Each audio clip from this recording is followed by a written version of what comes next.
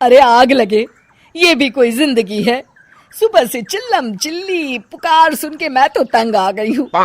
अरे वो भी क्या दिन थे जब मैं गांव में रहा करती थी। पहले बड़ी सुखी थी मैं। पहले मेरी जिंदगी क्या थी और अब क्या हो गई है। शहर में तो लोग भेड़ बकरी की तरह जीते हैं। जीने का असली मजा तो गांव में है। क्यों, क्या हुआ माँ जी? आज गांव की बहुत याद आ रही है आपको? अरे हाँ बहू, शहर का जीना भी कोई जीना है। लोगों की आधी जिंदगी तो सड़कों के ट्रैफिक में निकल जाती है और यहाँ रखा ही क्या है। एक बात कहूँ, दिल्ली शहर अब पहले जैसा नहीं रहा। क्या माँ, जब देखो गांव के गुणगान गाती रहती हो।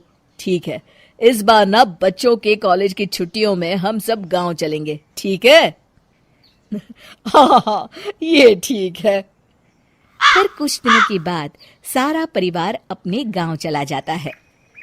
अरे वाह, कितनी ताजी और साफ हवा है, कितनी शांति है यहाँ।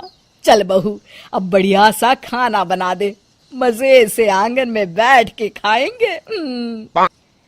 सुशीला गांव का माहौल देख बड़ी खुश होती है। 2 दिन के बाद गांव की कुछ औरतें सुशीला के घर आती हैं। बड़े दिनों के बाद गांव आई है सुशीला। हमें तो लगा कि तू शहर जाके गांव को भूल गई। और बतिया, तेरी बहू कैसी है? जरा मिलवा तो उससे। अरे मेरी बहू तो लाखों में एक है। बड़ी किस्मत वाली हूँ मैं जो मुझे जानकी जैसी बहू मिली है। हमेशा मेरी सेवा में लगी रहती है और आज तक कभी पलट कर जवाब नहीं दिया उसने। सुशीला की बातें सुनकर सभी औरतें हंसने लगती है।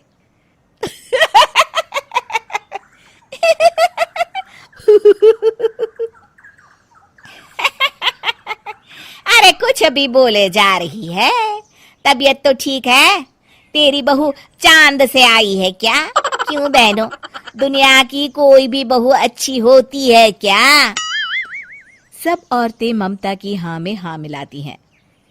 अरे मैं तो कहती हूँ दुनिया की हर बहू सास का खून चूसने वाली डायन होती है, डायन। मैं तो एक बिल में 1000 सांप के साथ रह सकती हूँ, लेकिन अपनी बहू के साथ नहीं रह सकती।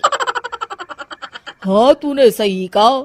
मेरी बहू तो तेरी बहू से भी 2 कदम आगे है। सब औरतों की बातें सुनकर ममता मन ही मन बड़बड़ाती है। अरे ये गांव सुधर गया, लेकिन औरतें नहीं सुधरी। अगर थोड़ी देर और इनकी बेवकूफी भरी बातें सुनूंगी तो मैं सच में पागल हो जाऊंगी।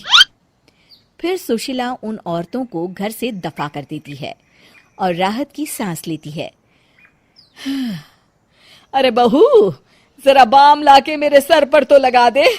उन औरतों की फालतू बातें सुनकर मेरा सर चकरा गया है।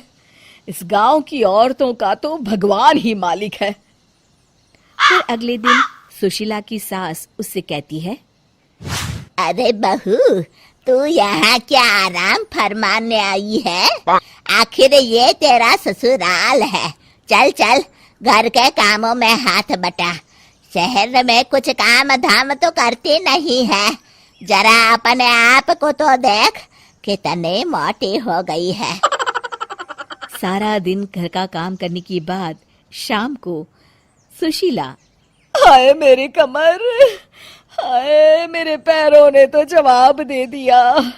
आज तो मुझसे मक्खी भी न मारी जाएगी। अरे बहू, जरा आकर मेरे हाथ पैर तो दबा दे। जी माँ जी, अभी आती हूँ।